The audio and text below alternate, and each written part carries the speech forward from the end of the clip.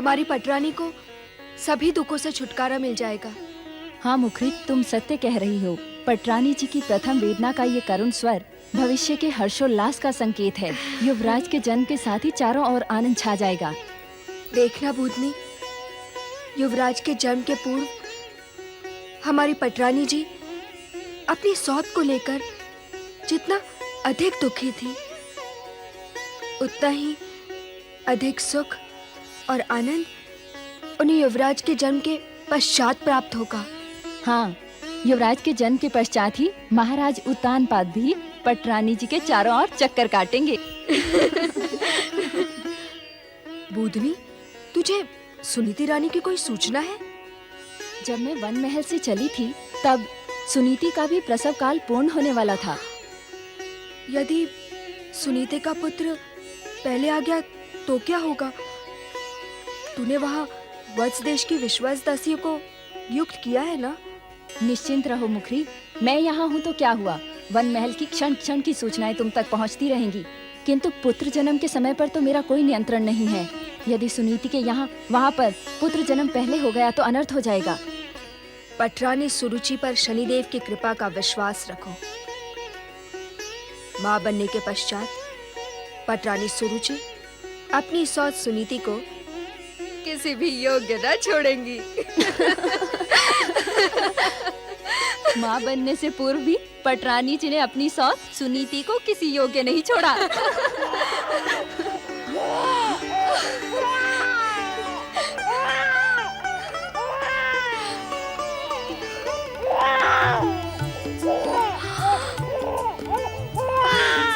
महाराज उत्तानपाद को युवराज के जन्म की बधाई हो। बधाई हो। पटरानी सुरुचि को युवराज के जन्म की बधाई बधाई हो। कंपिला देश के युवराज की जय जय जय। महाराज उत्तानपाद पधार रहे हैं। महाराज को युवराज के जन्म की बधाई हो। पटरानी सुरुचि को युवराज के जन्म की बधाई हो। कंपिला युवराज की जय जय जय। युवराज के जन्म पर महाराज को शत शत बधाई हो। बधाई हो महाराज, बधाई।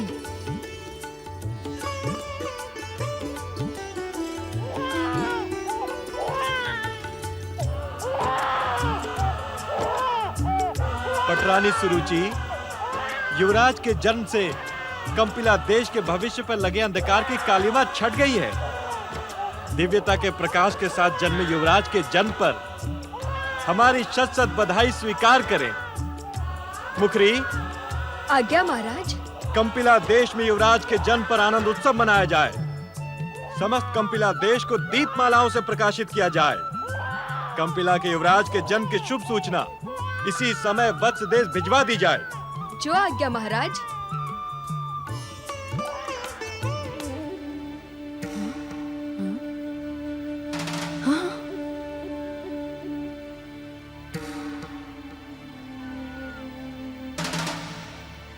मुखरी, वन भवन में भी महारानी सुनीति को लड़का हुआ है।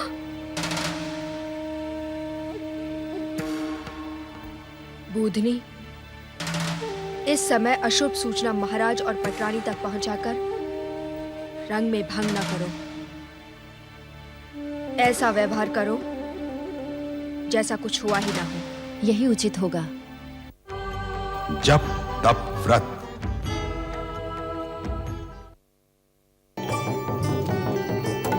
सुनो सुनो सुनो कंपिला के नागरिकों, एक शुभ समाचार।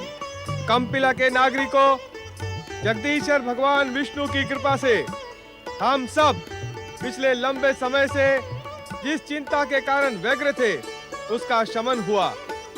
वत्स देश की राजकुमारी और कंपिला की पटरानी सुरुचि ने कंपिला के स्वर्णिम भविष्य के लिए गत रात्रि को युवराज को जन्म दिया है।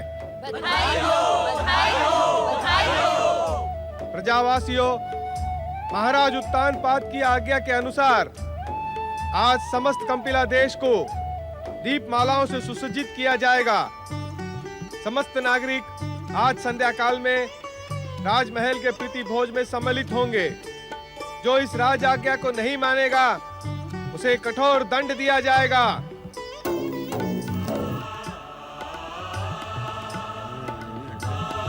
हमारी बड़ी महारानी भी तो मां बनने वाली है।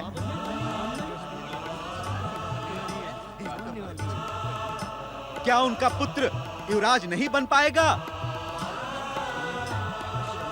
युवराज तो महारानी का ही पुत्र कहलाएगा। दद्दा, एक दिन पूर्वी बड़ी महारानी सुनीति ने बड़े युवराज को जन्म दिया था। पता है, बड़ी महारानी सुनीति को बधाई देने के लिए स्वयं विष्णु भगवान पधारे थे। क्या तुम सत्य कह रही हो माई? मनुवंशी को असत्य प्रिय नहीं है, ये तो आपको भली भांति ज्ञात ही है। मैं अभी वन महल से आ रही हूँ, परंतु वहाँ तो कोई धूमधाम नहीं है। जिस युवराज के जन्म पर स्वयं श्री विष्णु भगवान पधारे हो, वहाँ धूमधाम की आवश्यकता क्या है? राजाज्ञा कुछ भी हो, न तो हमें राजाज्ञा का भय है, न ही कठोर दंड का। हम तो बड़ी महारानी देवी सुनीति के पुत्र को ही अपना युवराज मानते हैं। कंपिला के भविष्य के लिए उन्होंने भयंकर कष्ट उठाए हैं। बड़ी महारानी देवी सुनीति और बड़े युवराज की बधाई हो महाराज, बधाई हो। आपको युवराज प्राप्ति की बधाई हो। महाराज उत्तानपाद एवं पटरानी सुरुचि की जय। कंपिला के युवराज की जय जय जय। महामंत्री सुदत्त, आज्ञा महाराज। इस शुभ समाचार से प्रजाजनों में अपार उत्साह होगा। आज संध्या में कंपिला देश के प्रजाजनों नागरिकों को हमारे हर्षोल्लास में आमंत्रित किया जाए। युवराज जन्म की बधाई स्वरूप उन्हें स्मृति चिन्ह भेंट किए जाएं। राजमहल में गीत और नृत्य का आयोजन किया जाए। अवश्य महाराज। क्या बात है महामंत्री सुदत्त, इस अवसर की प्रतीक्षा तो हम सब कब से कर रहे थे। श्री विष्णु कृपा से आज युवराज के जन्म के साथ ही हमारी प्रतीक्षा का अंत हुआ। किंतु आप प्रसन्न नहीं दिखाई पड़ रहे हैं। क्षमा करें महाराज, मैं आपसे एकांत में कुछ निवेदन करने का इच्छुक हूँ। कैसा निवेदन? महाराज, उस निवेदन को एकांत में ही सुने तो उचित होगा। आइए महाराज।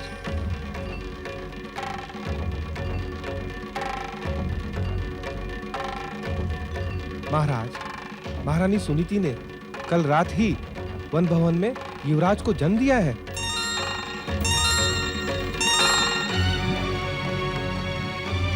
क्या ये समाचार सत्य है महामंत्री सुदत्त? क्या सचमुच बड़ी महारानी सुनीति ने इस युवराज के जन्म से पूर्व ही रात्रि को हमारे बड़े युवराज को जन्म दिया है? क्षमा करें महाराज, राज्य में युवराज तो एक ही होता है। उसके पश्चात जन्म लेने वाला युवराज नहीं, राजकुमार कहलाता है, केवल राजकुमार। महाराज, प्रजाजनों में इसी बात को लेकर गंभीर चर्चाएं हो रही हैं। कंपिला देश की प्रजा बड़ी महारानी सुनीति के पुत्र को ही अपना युवराज मान रही है। महाराज, अब आपको इस समस्या का समाधान करना होगा। इस समस्या का अब क्या समाधान हो सकता है महामंत्री? हम अपना निर्णय कैसे परिवर्तित कर सकते हैं? सारे राज्य में पटरानी सुरुचि के पुत्र युवराज के जन्म की घोषणा और आनंदोत्सव मनाने के आदेश हमने स्वयं दिए हैं। किंतु महाराज, किंतु परंतु न करें महामंत्री। आपको किसी भी प्रकार प्रजा को समझाना होगा। पटरानी सुरुचि के पुत्र को ही युवराज मानने के लिए विवश करना होगा।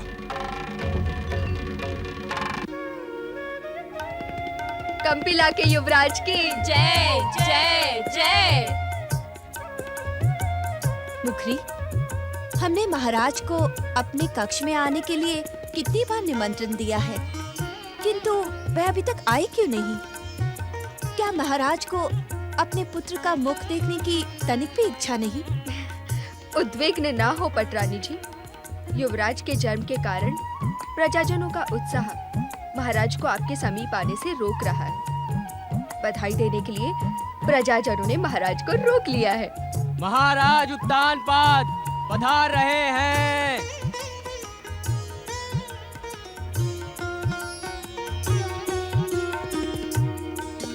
ऐसा प्रतीत होता है महाराज कि आपको युवराज के जन्म पर तनिक भी उत्साह नहीं है। पटरानी सुरुचि, हमने समस्त कंपिला राज्य में युवराज का जन्मोत्सव मनाने का आदेश दिया है। आज संध्या काल में समस्त प्रजाजन राजमहल के प्रीतिभोज में सम्मिलित होंगे। क्या आपको हमारी घोषणाओं का ज्ञान नहीं है? मुझे सब ज्ञात है महाराज, परंतु जिस उत्तम कार्य के लिए मेरी सौत सुनीति ने आपका विवाह मुझसे करवाया था, उसके सफल होने पर भी आप मेरे और मेरे पुत्र के प्रति वो उत्साह नहीं दिखा रहे जो दिखाना उचित था। पटरानी, मैं अपने मन के आनंद और उत्साह को शब्दों में नहीं व्यक्त कर सकता, किंतु यदि तुमको मेरे व्यवहार से पीड़ा पहुंची हो तो मैं खेद व्यक्त करता हूं।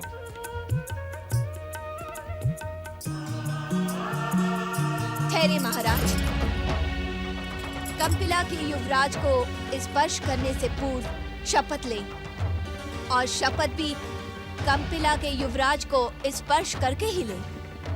कैसी शपथ पटरानी? मेरे पुत्र के मस्तक पर हाथ रखकर कहें कि कंपिला का एकमात्र उत्तराधिकारी युवराज उत्तम होगा। उत्तम?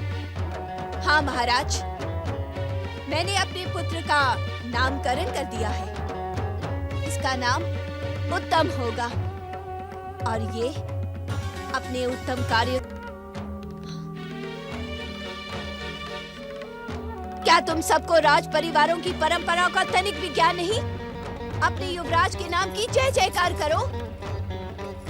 युवराज उत्तम की जय जय जय। कंपिला युवराज उत्तम की जय जय जय।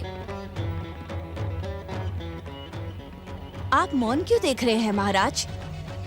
अपने युवराज के मस्तक पर हाथ रखकर शपथ ले। आपकी विवशता और दुविधा को देखकर मुझे विश्वास हो रहा है महाराज कि आप युवराज जन्म से प्रसन्न नहीं हैं। आपने छल कर कर मुझसे विवाह किया। नहीं पटरानी, नहीं। तो शपथ ले और मेरे विश्वास को आश्वस्त करें।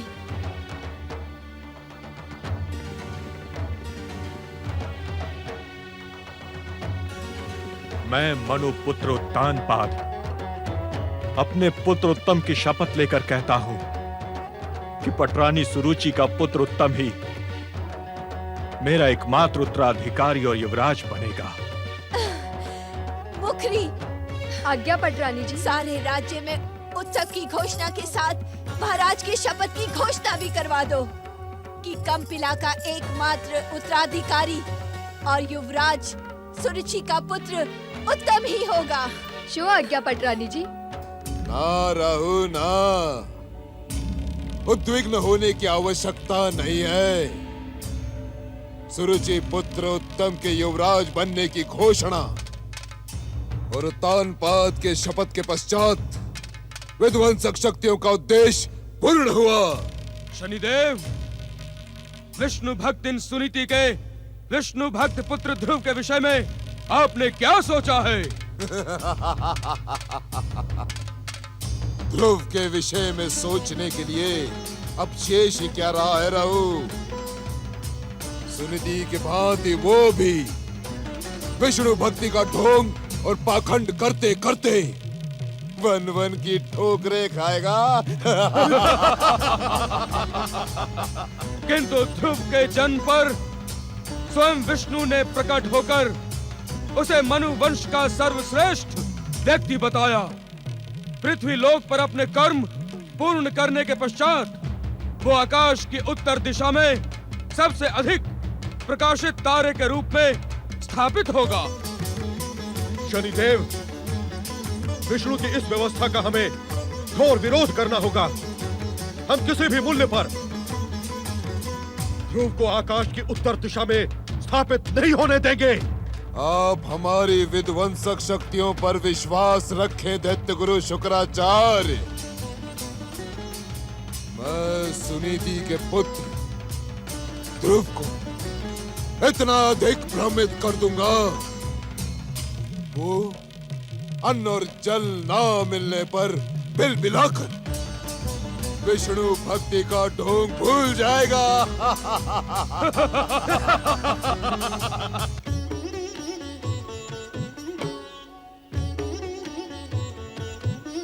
अंतर्यामी, हे त्रिकालदर्शी, हे जगत पालक जगदीश्वर भगवान श्री विष्णु, इस संसार का हर रहस्य आपको ज्ञात है।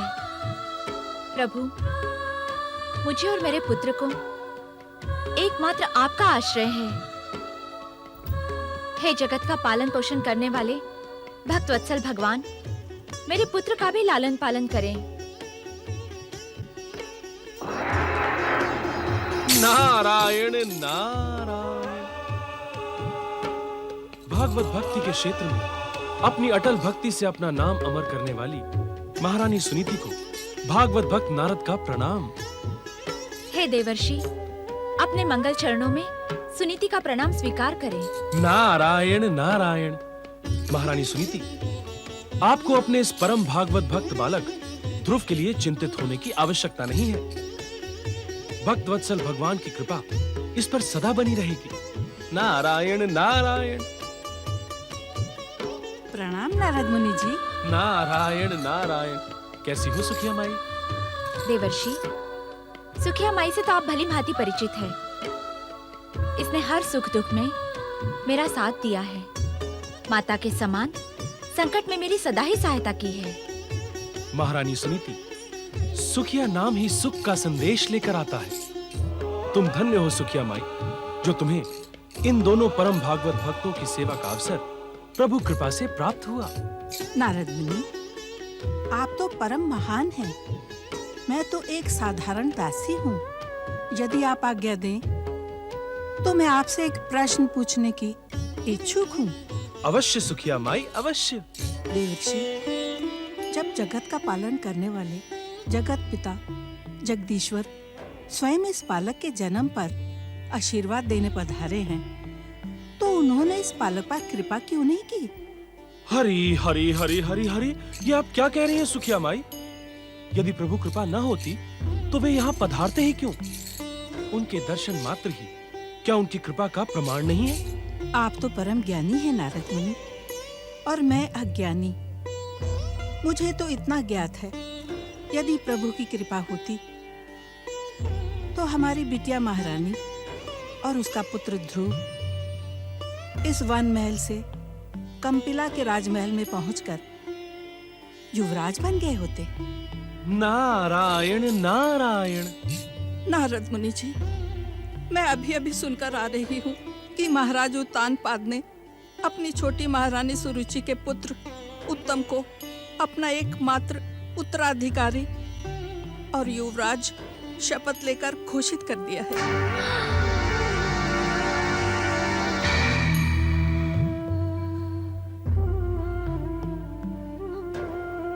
बताएं नारद मुनि, बताएं, ये कैसा न्याय है भगवान विष्णु का? क्या अब कभी भी ध्रुव अपने पिता का स्नेह और कंपिला का युवराज नहीं बन पाएगा? क्या महाराज उत्तानपाद अपनी शपथ तोड़ पाएंगे? क्या हठी सुरुचि अपना और अपने पुत्र का अधिकार छोड़ेगी?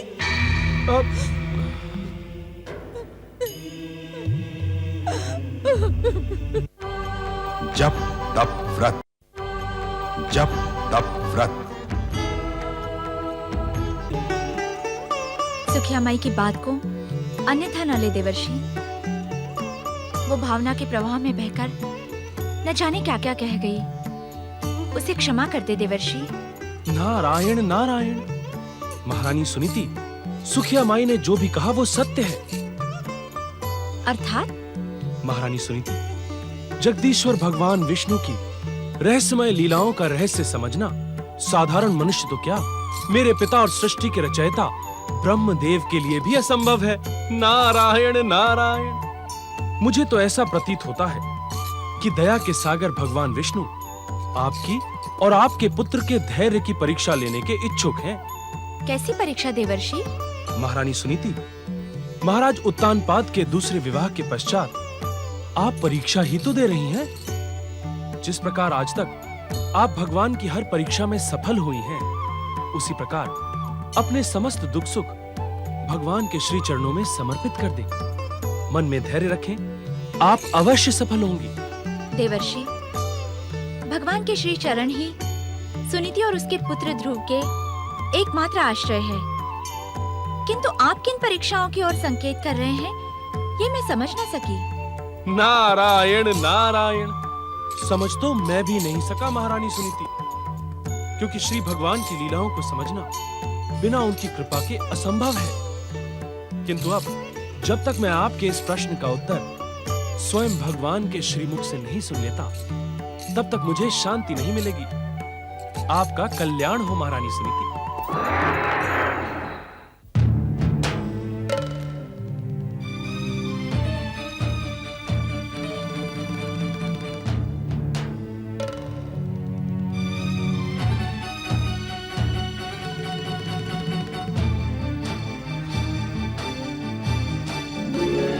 कंपिला के महाराज उत्तानपाद,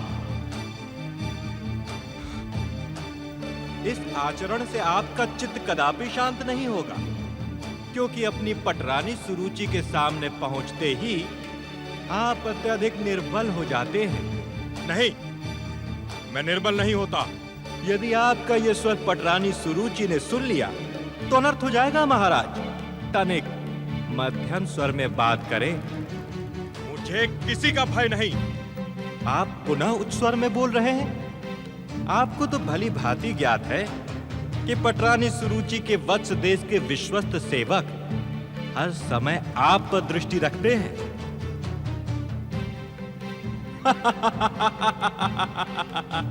भयभीत न हो महाराज, इस समय यहां पर कोई नहीं है।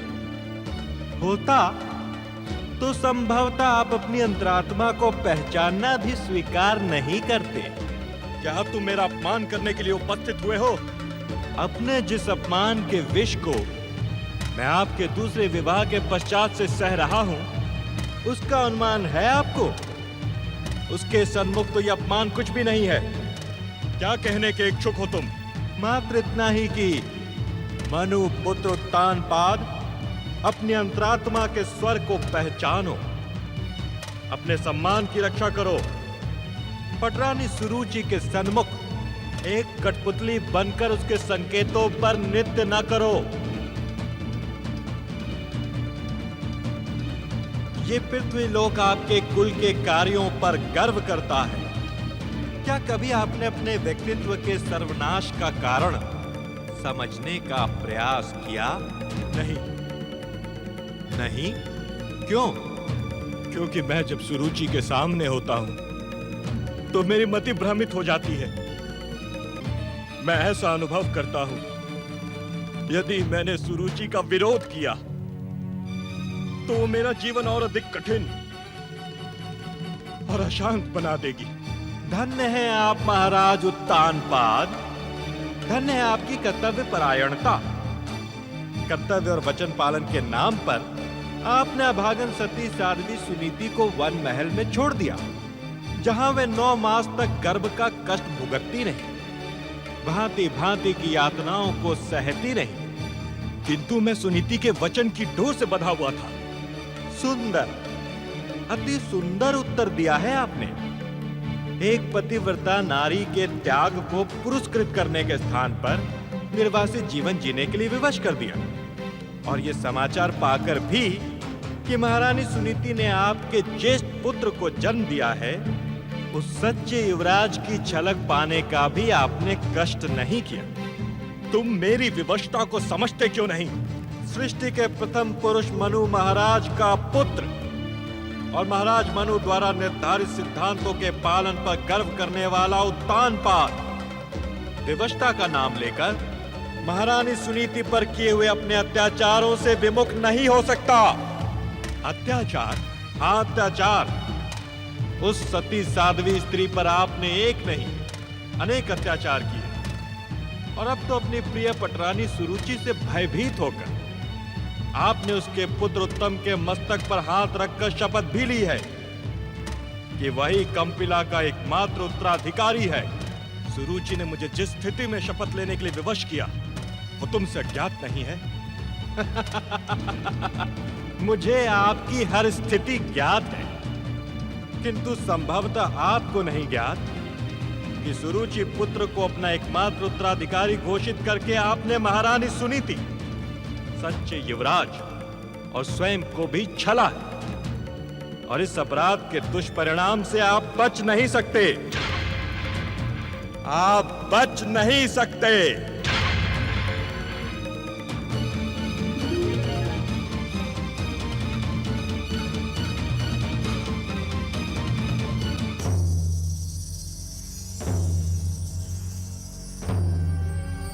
महारानी सुनीति, मैं बहुत अधिक लज्जित हूं। तुम्हारे ऊपर जो हमने अत्याचार किए हैं उनके कारण मैं स्वयं की दृष्टि में अपराधी सिद्ध हो गया हूं। क्षमा याचना मेरे अपराधों का दंड नहीं है, अपितु मैं स्वयं तुम्हारे सन्मुख उपस्थित होकर अपने पापों का प्रायश्चित करूंगा। मैं अपने पुत्र के प्रति अपना उत्तरदायित्व अवश्य निभाऊंगा। मैं शीघ्र तुम्हारे सन्मुख उपस्थित होऊंगा महारानी सुनीति। जप तप व्रत।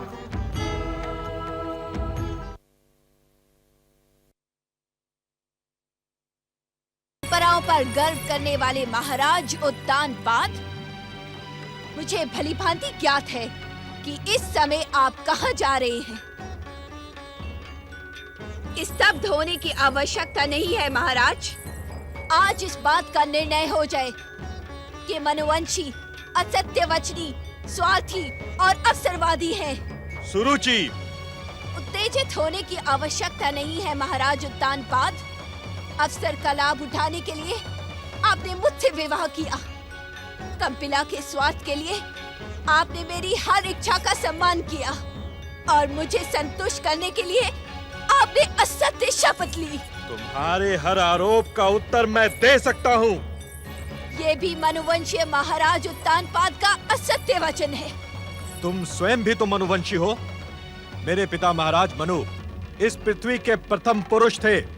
इसी कारण हम सब मनुष्य मनुवंशी कहलाते हैं। मेरे लिए मनुष्य होना गर्व का विषय है, किंतु मैं मनुवंशी नहीं। मैं वत्स देश की वत्सवंशी हूँ। पटरानी सुरुचि, क्या कहने के इच्छुक हो तुम? ये भी आपको भलीभांति ज्ञात है।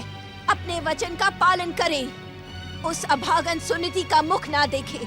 ये मेरी और कंपिला के युवराज उत्तम की सौगंध है और कोई इच्छा नहीं है मेरी।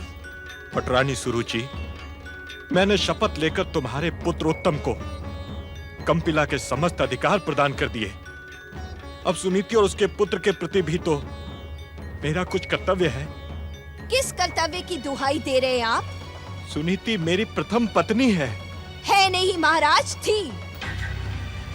मेरे विवाह के पूर्व सुनीति ने अपने समस्त अधिकारों का त्याग कर दिया था। मुझे ज्ञात है, मेरे जीवन से खिलवाड़ करने वाली सुनीति ने भी एक पुत्र को जन्म दिया है।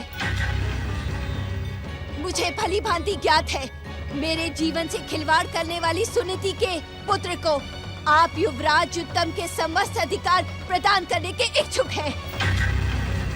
परंतु मैं ऐसा कदापि नहीं होने दूंगी, कदापि नहीं होने दूंगी। तुम अपनी कल्पना का ताना बाना बुनकर व्यर्थ ही उद्विग्न हो रही हो पटरानी। तो व्यर्थ समझ ले। यदि आपने मेरी उपेक्षा करके अभागन सुनीति से मिलने का प्रयास किया, तो मैं शपथ लेती हूँ कि मैं आत्महत्या कर लूंगी। नहीं, आप मेरे स्वभाव से भली भांति परिचित है महाराज। मेरी आत्महत्या का आरोप आप पर लगेगा और मनुकुल संसार जो अपनी नारी सम्मान के कारण स्वयं पर गर्व करता है, वह खंडित हो जाएगा।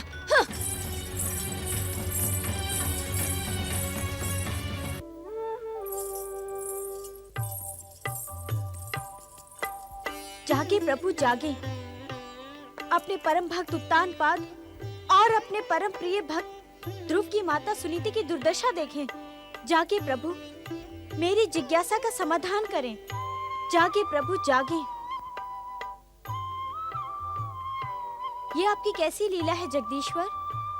आपके भक्तों पर संकट के भयानक बादल मंडरा रहे हैं और हम योग मुद्रा में लीन हैं। महादेवी, आपके कथन का ये अर्थ हुआ कि आप हमें उत्तानपाद, ध्रुव और सुनीति की दुर्दशा का दोषी समझती हैं? नहीं नहीं प्रभु, यदि जगत पालक जगदीश्वर दोषी होंगे तो इस संसार में निर्दोष कौन होगा? किंतु अपनी बात निसंकोच कहे महादेवी। प्रभु, मुझे आश्चर्य तो इस बात पर है कि सच्चे मन से आपकी आराधना में लीन आपके भक्त सदा भाग्य के द्वारा दंडित और सुखों से वंचित क्यों होते हैं? कुछ तो कहे प्रभु, आप मौन क्यों हैं? महादेवी, जो प्रश्न आप पूछ रही हैं, वैसा ही प्रश्न लेकर देवर्षि नारद कुछ ही क्षणों में वैकुंठ पधारने वाले हैं। यदि हम उत्तर देने के लिए विवश किए गए तो आप दोनों को एक साथ संतुष्ट करेंगे। आप अपनी जीवन संगनी के साथ अन्याय नहीं कर रहे हैं? महादेवी, आप मेरी अभिन्न जीवन संगिनी हैं। अर्धांगिनी होने के कारण जगत पालन के इस दायित्व में मेरे साथ आपका भी कर्तव्य निर्धारित है। अर्थात? महादेवी लक्ष्मी, पृथ्वी लोक में जन्म पाने वाला हर प्राणी अपने कर्मों के अनुसार सुख दुख पाता है। उसके फलदान को हमारे ही समान आप भी तो नियंत्रित करती हैं। मैं समझी नहीं प्रभु। धन और वैभव की अधिष्ठात्री महादेवी लक्ष्मी, मेरे कथन का अर्थ न समझती हो, यह असंभव है। मेरे इस इच्छा संसार में अभी ऐसा कोई प्रश्न जन्मा ही नहीं जिसका उत्तर महादेवी लक्ष्मी को ज्ञात न हो। ज्ञात होने पर भी मुझे आपके श्रीमुख से किसी प्रश्न का उत्तर सुनने में अधिक आनंद आता है। महादेवी, आप स्वयं पाप और पुण्य के अनुसार प्राणी को धन और वैभव से संपन्न करती हैं। जो व्यक्ति दुष्कर्म करता है, आप उससे रुष्ट होकर उसे दरिद्र बना देती हैं। जो सत्कर्म करता है, वो आपकी कृपा पाकर संसार के समस्त सुखों का भोग करता है। कहें महादेवी, आप मेरे कथन से सहमत हैं अथवा नहीं? जप तप व्रत।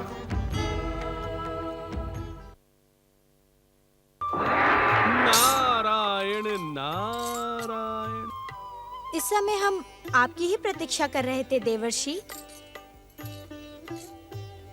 हमें भली भांति ज्ञात है नारद कि तुम इस समय सुखिया माई की बात से दुखी होकर वैकुंठ आए हो। इस समय तुम्हारे मन में हमारी लीलाओं के प्रति आश्चर्य के साथ क्षोभ भी उत्पन्न हुआ है। नारायण नारायण। हे भक्तवत्सल भगवान, तब तो मेरे पूछे बिना ही मेरे प्रश्नों का समाधान करें, मेरे उद्विग्न मन को शांति प्रदान करें।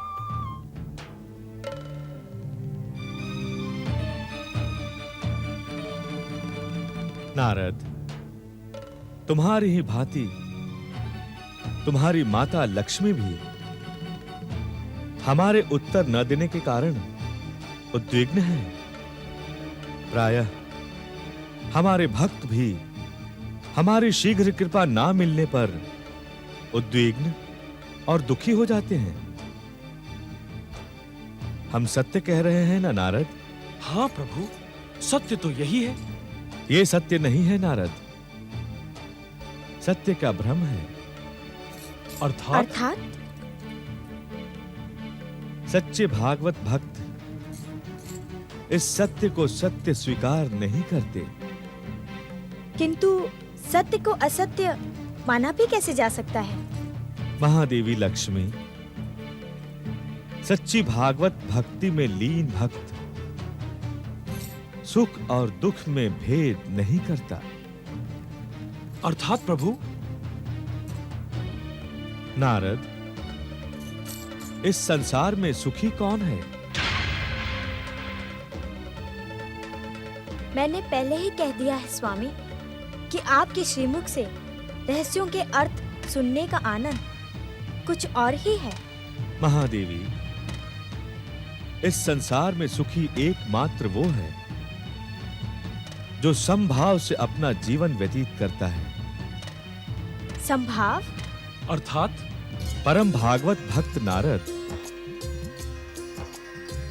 महादेवी लक्ष्मी, संभाव का अर्थ है लाभ और अलाभ, सुख और दुख, जीवन और मरण, सम्मान और अपमान, प्रशंसा और निंदा जैसे 5 प्रमुख द्वंद्वों में एक समान द्वंद्वहीन रहने वाला प्राणी। जो भक्त हमारी भक्ति में लीन है, वे सुख और दुख दोनों को ही हमारी भक्ति का प्रसाद समझकर समभाव से स्वीकार कर लेते हैं। नारायण नारायण। किंतु प्रभु, महादेवी, समय का चक्र समान गति से सदा आगे बढ़ता रहता है। उसकी गति में सुख और दुख का कोई मूल्य नहीं है। जो भक्त इस गति के समान दुख और संकट के काल को हमारी परीक्षा समझकर स्वीकार कर लेते हैं, वे निश्चित ही सुखी होते हैं। इसी प्रकार सुख और समृद्धि काल में जो भक्त हमारी कृपा का प्रसाद समझकर और अधिक श्रद्धावान, शांत और निश्चल हो जाता है, वही हमारा परम भक्त कहलाता है।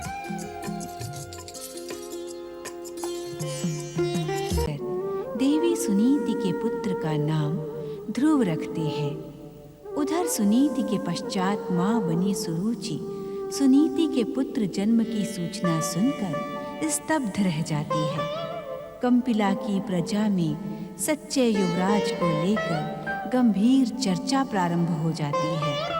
महामंत्री का संदेश सुनकर महाराज उत्तानपाद अपनी विवशता पर स्तब्ध रह जाते हैं। सुरुचि अपने पुत्र का नाम उत्तम रखते हुए उत्तम को कंपिला का उत्तराधिकारी मानने के लिए उत्तानपाद को विवश कर देती है। सुखिया माई का प्रश्न सुनकर नारद स्वयं निरुत्तर हो जाते हैं। दूसरी ओर उत्तानपाद की अंतरात्मा ने उनकी पहली पत्नी सुनीति से जन्मे पुत्र के प्रति कर्तव्य बोध करवाया, किंतु दूसरी पत्नी सुरुचि ने अपनी शपथ देकर उन्हें कर्तव्य पथ पर जाने से रोक दिया। परम विष्णु भक्त उत्तानपाद की ये दशा देखकर देवी लक्ष्मी अत्यंत उद्विग्न हो उठी। महादेवी लक्ष्मी, सच्ची भागवत भक्ति में लीन भक्त सुख और दुख में भेद नहीं करता। अर्थात प्रभु? नारद, इस संसार में सुखी कौन है? मैंने पहले ही कह दिया है स्वामी कि आपके श्रीमुख से रहस्यों के अर्थ सुनने का आनंद कुछ और ही है। महादेवी, इस संसार में सुखी एकमात्र वो है जो समभाव से अपना जीवन व्यतीत करता है। संभाव अर्थात? परम भागवत भक्त नारद,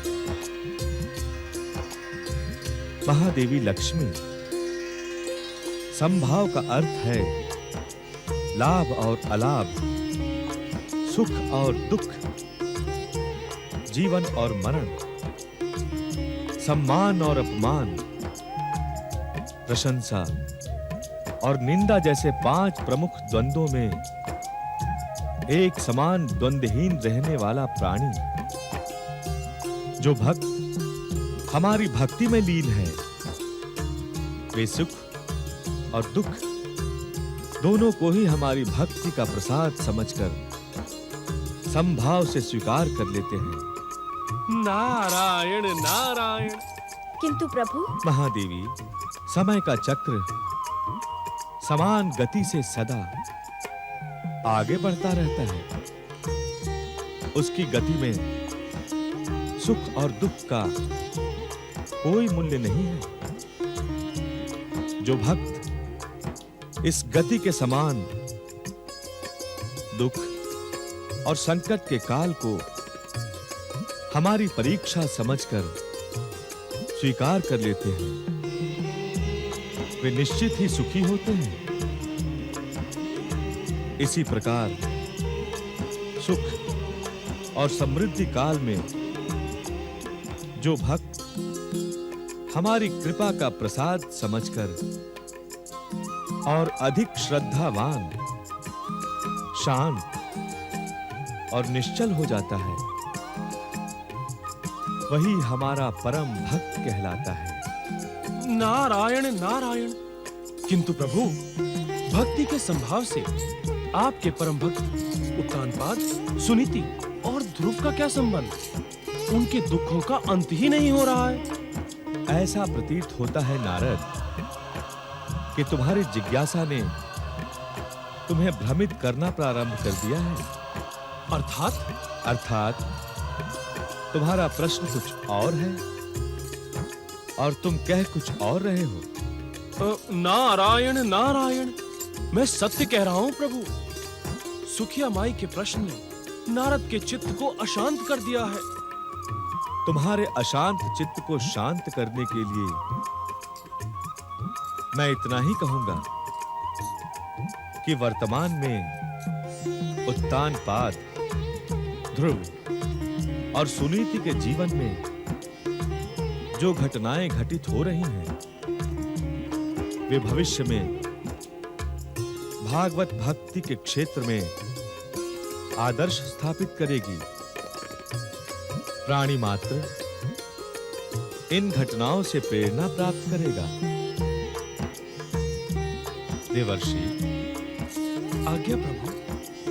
उत्तानपाद, ध्रुव और सुनीति के जीवन में घटित घटनाओं से आप भी प्रेरणा प्राप्त करें।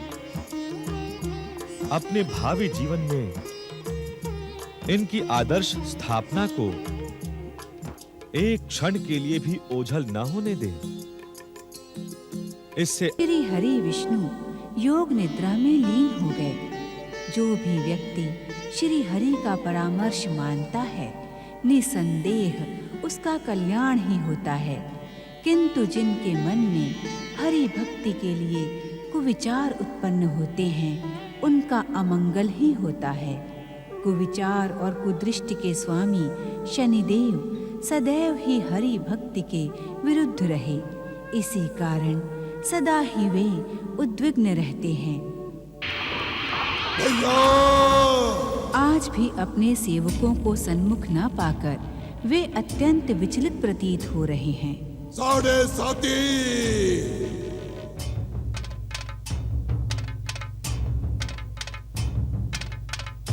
मूढ़ बुद्धियों, तुम भला मुझसे कब तक छिप कर रह सकते हो? तुम दोनों मेरे ही अंश से उत्पन्न हुए हो। तुम अधिक समय तक मुझसे छिप कर नहीं रह सकते। मेरे क्रोध की क्रूर दृष्टि क्षण मात्र में तुम्हें खोजकर भस्म कर देगी। शीघ्र मेरे सम्मुख उपस्थित हो।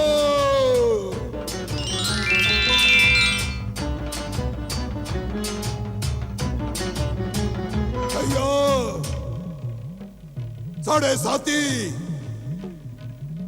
तुमने हमारी आज्ञा की उपेक्षा कर अपने सर्वनाश को निश्चित कर लिया है।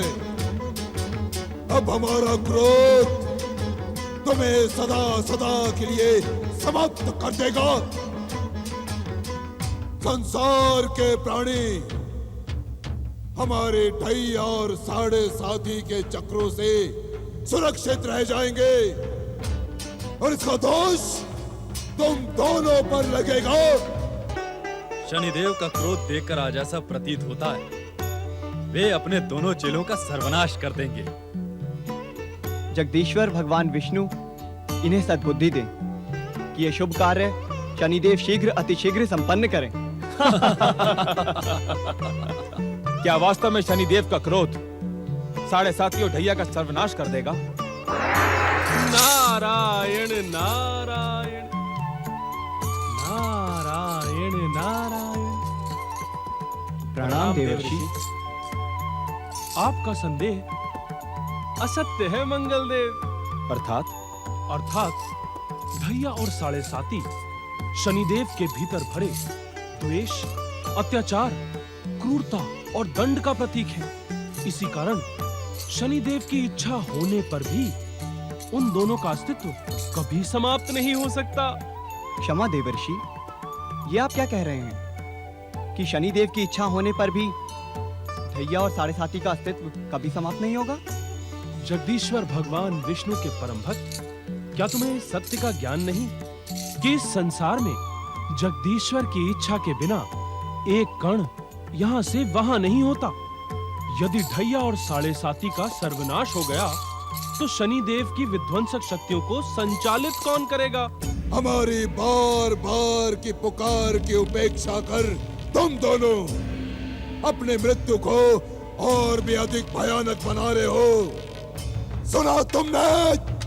सत्य तो यही है देवर्षि, जब दुष्ट शक्तियां पराजित होने लगती हैं, तब शुभ शक्तियों का आनंदित होना स्वाभाविक है। नारायण नारायण। चंद्रदेव, ये स्वभाव शुभ शक्तियों का तो नहीं है। मैं कुछ समझा नहीं देवर्षि।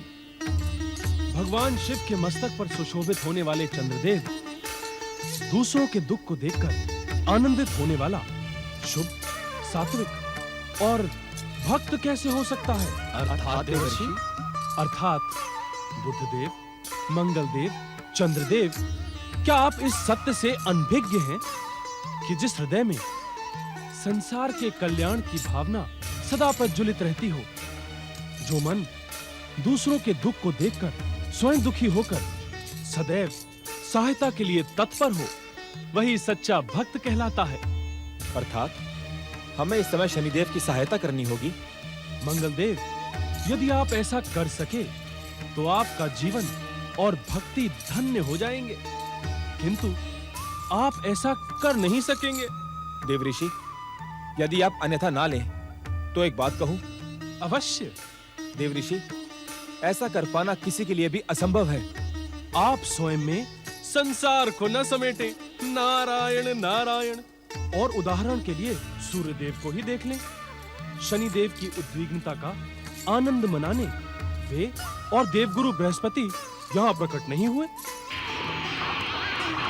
देवऋषि, इस विषय पर हमें भी आश्चर्य है कि सदा अपने पुत्र से लांछित और प्रताड़ित होने वाले सूर्यदेव आज अपने दुष्ट पुत्र शनिदेव की तड़प और उद्विग्नता देखने यहाँ प्रकट क्यों नहीं हुए?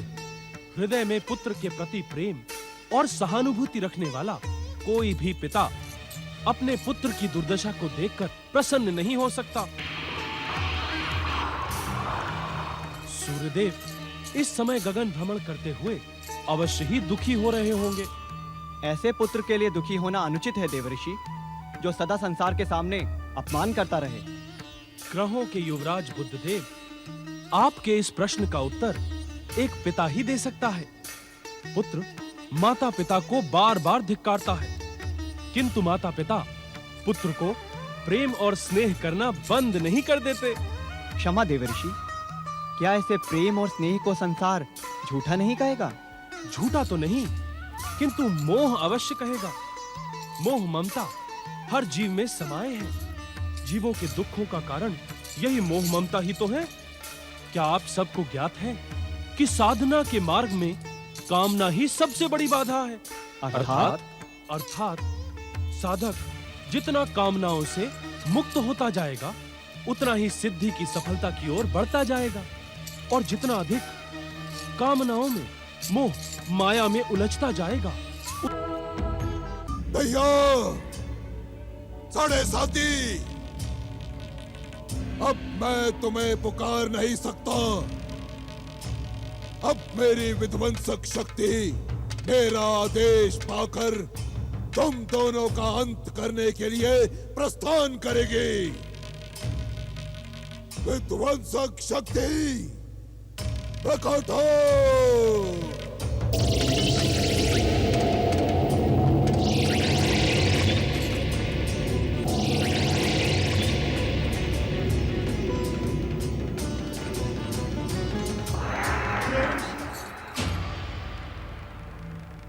आप हमारे स्वामी शनिदेव के क्रोध से हमारी रक्षा करें, रक्षा करें। इस समय इनके क्रोध को आपके अतिरिक्त कोई शांत नहीं कर सकता।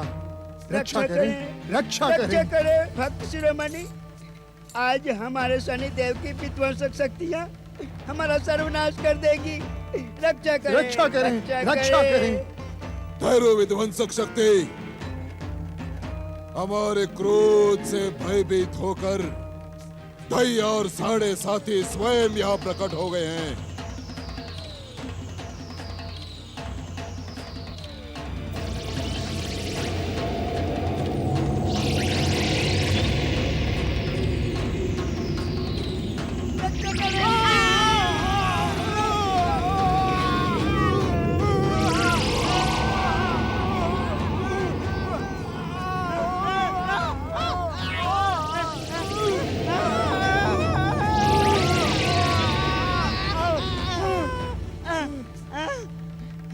क्षमा करें, क्षमा करें शनिदेव, हमें क्षमा करें। हमें क्षमा करें भाग्य विधाता शनिदेव, हमें क्षमा करें। नहीं, तुम्हारा अपराध क्षमा और दया के योग्य नहीं।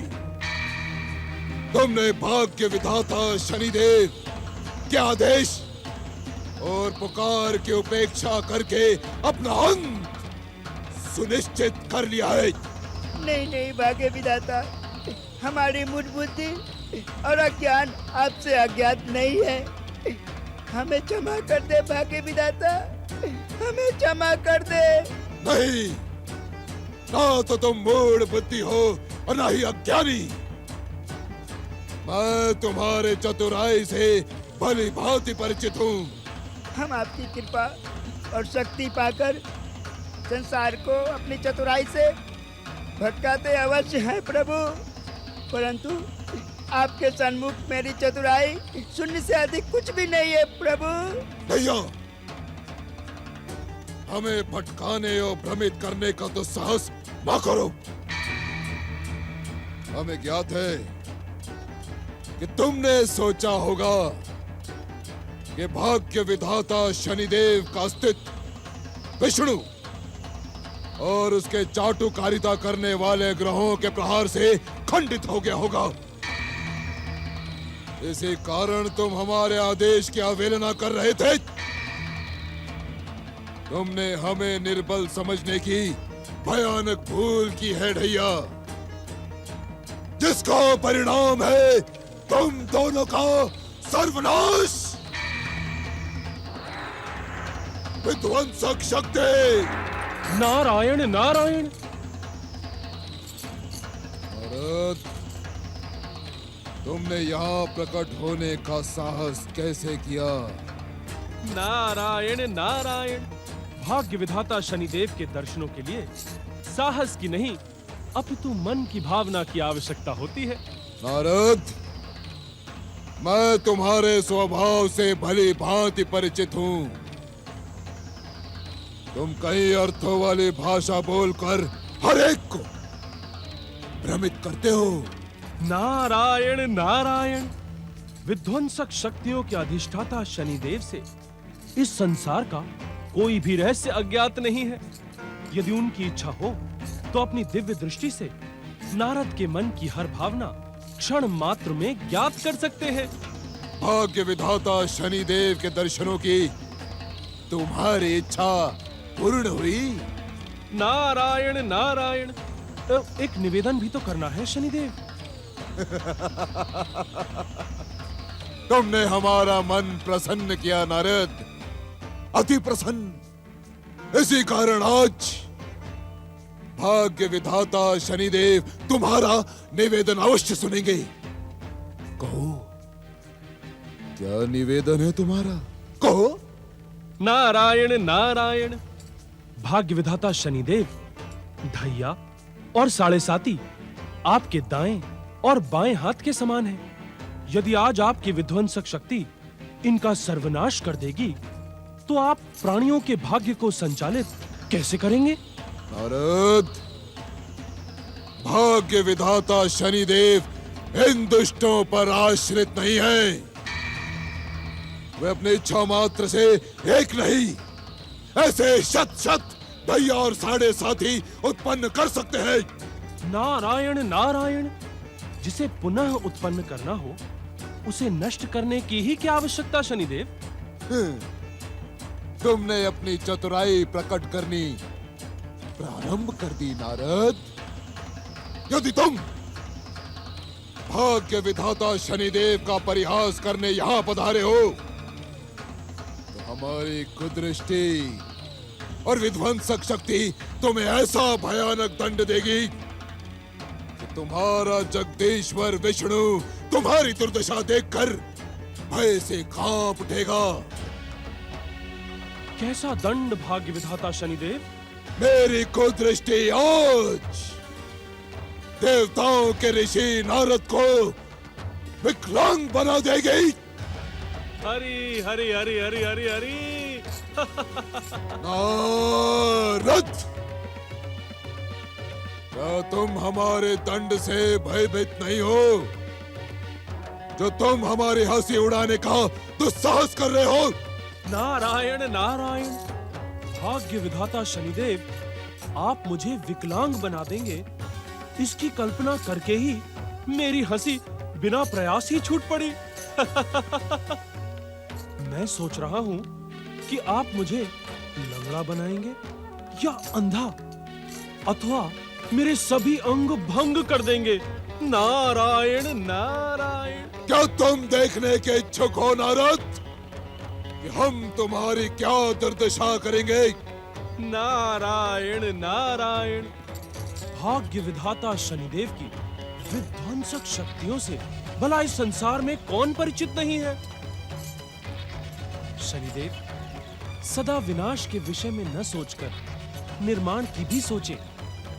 सदा क्रोध में रहकर सब कुछ नष्ट कर देने का विचार आपके मन को कभी शांति नहीं प्रदान कर सकता।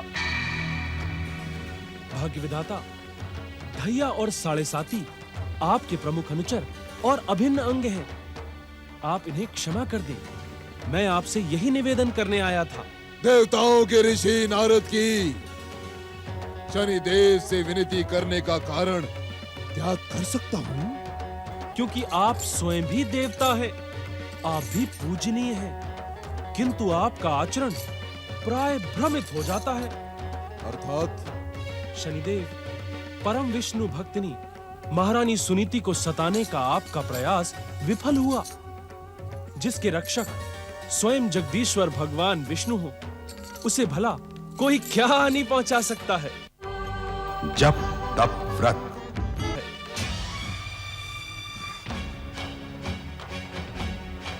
महारानी सुनीति को दंडित करने की व्यस्तता में आप अपनी परम भक्तिनी सुरुचि को कैसे भूल गए, जिसकी प्रार्थना पर आपने महारानी सुनीति को नष्ट कर देने का प्रयास किया था? तुम क्या कहने के इच्छुक हो नारद? भाग्य विधाता, आपकी कृपा से पुत्र पाकर सुरुचि आपको भूल गई है। महाराज उत्तानपाद को कष्ट पहुंचाने के नए नए प्रयास कर रही है, जो आपकी मर्यादा और प्रतिष्ठा के अनुकूल नहीं है। सुरुचि के दुष्कर्मों का हमें ज्ञान है नारद। हमारी कृपा ने ही उसे स्वार्थी और अहंकारी बना दिया है। वो हमारे भक्ति की उपेक्षा कर रही है। शनिदेव, आप सुरुचि के माध्यम से संसार का परम सत्य और दिव्य ज्ञान प्राप्त क्यों नहीं कर लेते? इस संसार में ऐसा कौन सा ज्ञान और सत्य है जो भाग्य विधाता शनिदेव को ज्ञात न हो? शनिदेव, वो सत्य और ज्ञान ये है कि आपके भक्त आपकी आराधना अपनी स्वार्थ सिद्धि के लिए करते हैं और जैसे ही कार्य पूर्ण हो जाता है वो आपको भूल जाते हैं। किंतु भगवान विष्णु के भक्त भयानक से भयानक कष्ट पाकर भी उन्हें क्षण मात्र को भी नहीं भूलते। भाग्य विधाता, स्वार्थी और सच्चे भक्त के बीच का अंतर समझने का यदि आप प्रयास करें तो संसार को भयभीत करने का अपना स्वभाव आप स्वयं ही त्याग देंगे। आपका कल्याण हो।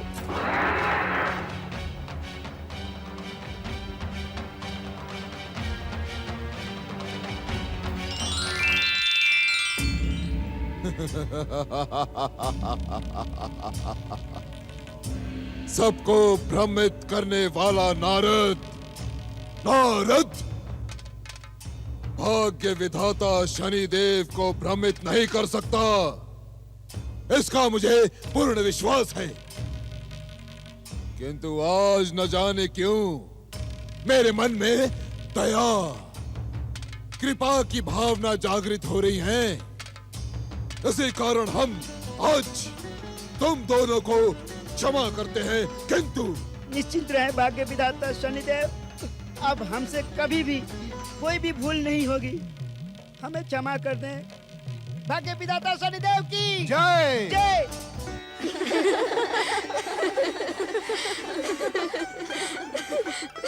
हमारे युवराज को किसी की कुदृष्टि ना लगे। पटरानी जी, युवराज उत्तम लाखों में एक है। इनका तेजस्वी रूप मनुकुल की प्रतिष्ठा को और उज्जवल कर देगा। तू सत्य कह रही है मुखरी। मेरे पुत्र पर वत्स देश की आभा है। कितना उज्जवल ललाट है। हाँ पटरानी जी, नासी को तो देखे और इनके नयन कितने विशाल और सुंदर हैं। हटो हटो, तुम सब मेरे युवराज को दृष्टि लगा दोगी।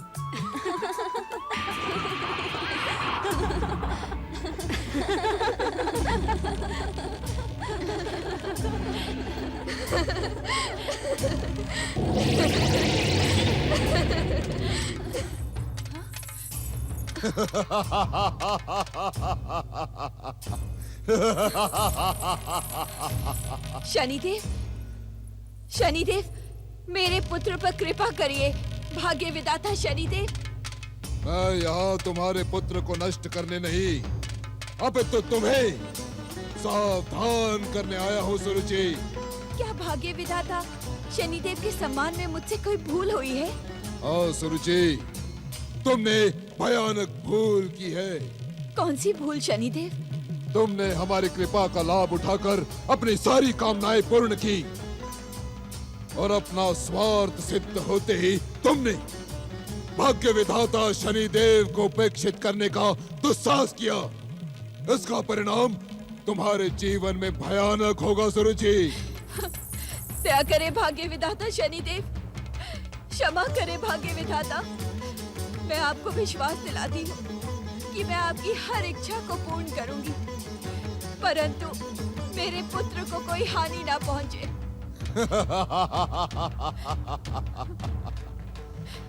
हमारी कृपा से जन्मे बालक युवराज उत्तम को हानि पहुंचाने का दुस्साहस इस संसार की कोई भी शक्ति नहीं कर सकती। किंतु क्या भाग्य विधाता शनिदेव? तुमने हमारी पूजा, आराधना, जप, तप और व्रत की जो परंपरा प्रारंभ की थी उसका पालन निरंतर करती रहो। यदि एक दिन के लिए भी तुमने हमारे पूज्य भाव को ठेस पहुंचाने का दुस्साहस किया तो इसका परिणाम क्या होगा यह तुम देख ही लोगी सुरुचि। स्मरण रख कि मैं शनि हूं, शनि। पटरानी जी, क्या हुआ? आप अश्रु क्यों बहा रही हैं? न जाने किसी अज्ञात शक्ति ने हमें शून्य भाव में पहुंचा दिया था। आप कहे क्या हुआ? मेरी प्रिय दासी मुखरी, वचन दो तो एक बात कहूं। पटरानी जी, वचन की क्या आवश्यकता है? मुखरी का जीवन, मुखरी के प्राण आपके चरणों में समर्पित हैं। आप आज्ञा करें। इस देह को त्यागने में मुखरी क्षण मात्र का भी विलंब नहीं करेगी। प्रिय मुखरी की भांति, क्या तुम सब भी मुझे वचन दे सकती हो कि जो कुछ भी मैं कहूंगी तुम उसका पालन करोगी? आप आज्ञा करें पटरानी जी, हम वचन देती हैं। आप जो कुछ भी कहेंगी हम सब उसका पालन करेंगी। मेरी प्रिय दासियों, हमें इसी क्षण से भाग्य विधाता और विध्वंसक शक्तियों के स्वामी शनिदेव की आराधना प्रारंभ करनी है।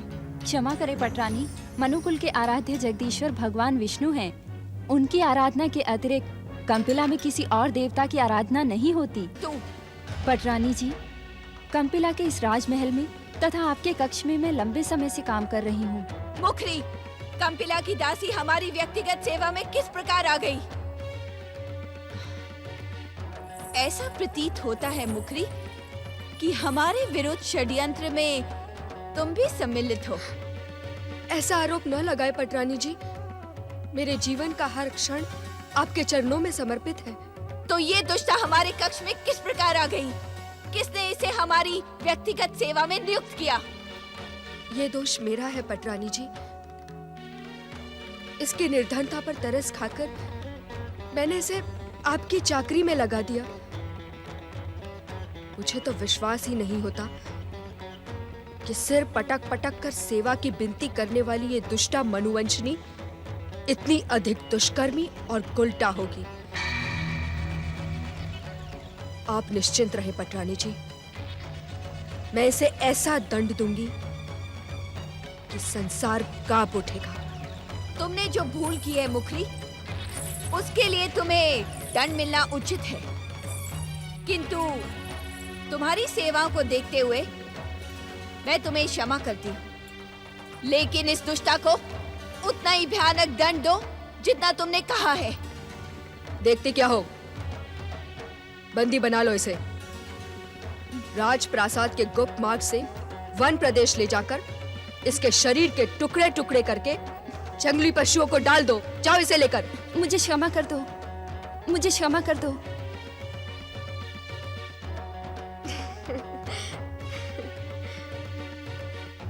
अब आज्ञा करें पटरानी जी, भाग्य विधाता शनिदेव की किस प्रकार आराधना करनी है? भाग्य विधाता शनिदेव ने स्वयं प्रकट होकर मुझे सावधान किया है। यदि एक क्षण भी हमने उनकी आराधना से अपना मन हटाया तो परिणाम हमारे हित में भयंकर होगा। आप निश्चिंत रहे पटरानी जी, शनिदेव की भक्ति में हम अपना सर्वस्व समर्पित कर देंगे। हमारे युवराज पर भाग्य विधाता की दृष्टि बनी रहे। जय शनिदेव। जय शनिदेव। ओम नमो नारायणाय। ओम नमो नारायणाय। ओम नमो नारायणाय। ओम नमो नारायणाय। ओम नमो नारायणाय। ओम नमो नारायणाय। ओम नमो नारायणाय। ओम नमो नारायणाय। जय जय शनिदेव, जय जय शनिदेव, जय जय शनिदेव, जय शनिदेव, जय जय शनिदेव, जय जय शनिदेव, जय जय शनिदेव, जय जय शनिदेव, जय जय शनिदेव, जय जय शनिदेव, जय जय शनिदेव, जय जय शनिदेव, जय जय शनिदेव, जय जय शनिदेव। ओम नमो नारायणाय। ओम नमो नारायणाय। ओम नमो नारायणाय। ओम नमो नारायणाय। ओम नमो नारायणाय। ओम नमो नारायणाय। जय जय शनिदेव, जय जय शनिदेव, जय जय शनिदेव, जय जय शनिदेव, जय शनिदेव, जय जय शनिदेव, जय जय शनिदेव, जय जय शनिदेव, जय जय शनिदेव, जय जय शनिदेव, जय जय शनिदेव, जय जय शनिदेव, जय जय शनिदेव।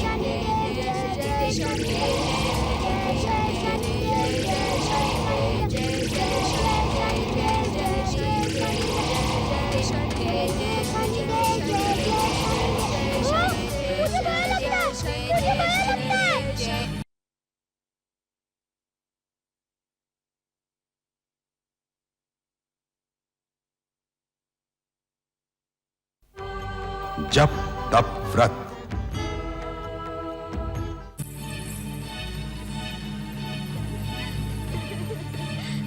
युवराज, युवराज, युवराज।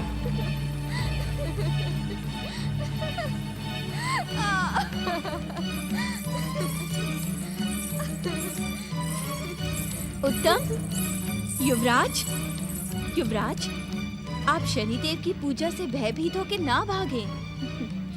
आपका जन्म शनिदेव की कृपा का परिणाम है। यदि आप इस तरह भागेंगे तो शनिदेव रुष्ट हो जाएंगे। आप चले हमारे साथ और शनिदेव से क्षमा मांगे। नहीं माताश्री, मैं शनिदेव की मूर्ति के समीप नहीं जाऊंगा। किंतु क्यों पुत्र? शनिदेव भयानक है, उन्हें देखकर मुझे भय लगता है। मैं नहीं जाऊंगा। हट ना करें युवराज, शनिदेव परम दयालु हैं। वो अपने भक्तों पर सदा कृपा दृष्टि बनाए रखते हैं। यदि आप उनकी आराधना करेंगे तो आपका कल्याण ही होगा। नहीं नहीं नहीं, जिनसे मुझे भय लगता है मैं उनकी पूजा कैसे कर सकता हूँ? युवराज, भाग्य विधाता शनिदेव की विध्वंसक शक्तियों से आप परिचित नहीं हैं। यदि वे कृपा करें तो आप सर्वशक्ति संपन्न हो सकते हैं। मुझसे हट ना करो, अन्यथा।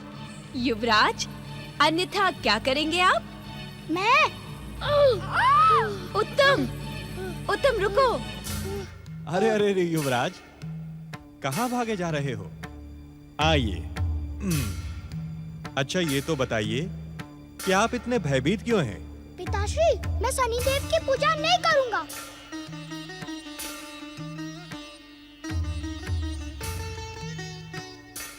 पटरानी, युवराज की इच्छा का सम्मान करें। यदि ये शनिदेव की आराधना के इच्छुक नहीं तो इन्हें विवश न करें। माता और पुत्र के मध्य में आप अपना परामर्श ना दे तो उचित होगा।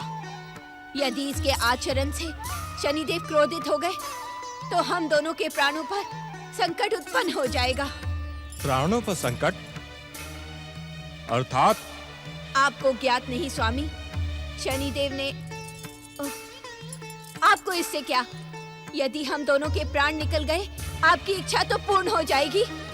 सुरुचि, मुझे भली भांति ज्ञात है महाराज कि आप अपने आराध्य जगदीश्वर भगवान श्री विष्णु से दिन रात यही प्रार्थना करते हैं कि किसी प्रकार मेरे प्राण निकल जाए और आप मेरी सौत सुनीति को इस महल में पुनः ले आए। सुरुचि, सुरुचि, सुरुचि, अपनी मर्यादा को लांघने का दुस्साहस न करे। मेरे धैर्य की ऐसी कठोर परीक्षा न ले।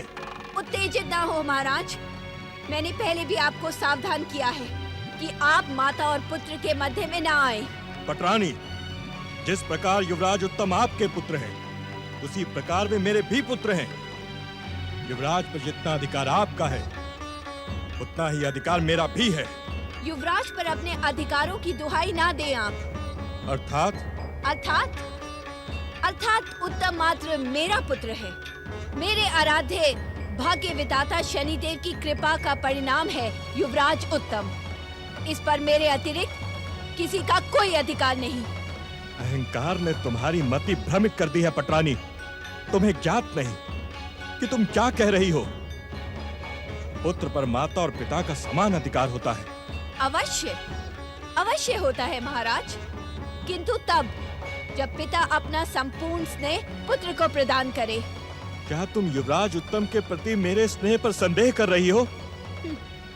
संदेह नहीं महाराज, पूर्ण विश्वास है कि उत्तम के प्रति आपका स्नेह मेरी सौत सुनीति के पुत्र ध्रुव के साथ बटा हुआ है। आप मुझ पर मिथ्या आरोप लगा रही हैं पटरानी। सुनीति के पुत्र ध्रुव को तो मैं देखने भी नहीं गया। इस बात का कितना दुख है ना आपको।